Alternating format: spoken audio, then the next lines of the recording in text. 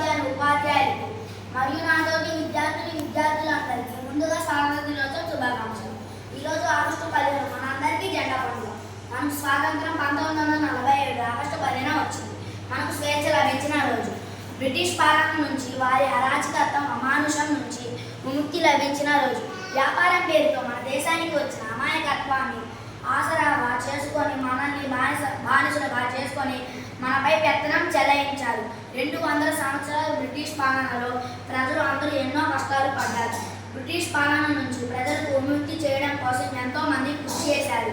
వీరితో ముఖ్యంగా గాంధీజీ, జవహర్లాల్ నెహ్రూ, సుభాష్ చంద్రబోస్, భగత్ సింగ్, బాల గంగాధర్ తిలక్, ఝాన్సీ లక్ష్మీబాయి, అల్లూరి సీతారామరాజు మరియు టంగుటూరి ప్రకాశం పంతులు మొదలైన వారు ఎంతో మంది ఉన్నారు. వీరితో ఎక్కువగా చెప్పుకోగలిగే వారు గాంధీ గారు.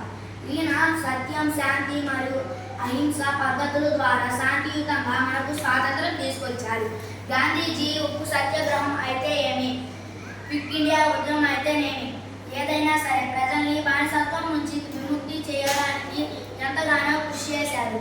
వీరితో పాటు ఇంకా ఎంతో మంది స్వాతంత్ర సమరయోధులు ఉన్న వారి ప్రాణాలను పణంగా పెట్టి మనకు స్వాతంత్రం తీసుకొచ్చారు. ఈరోజు ప్రతి ఒక్కరూ వారిని గుర్తు చేసుకొని వారికి నివాళులు అర్పించారు.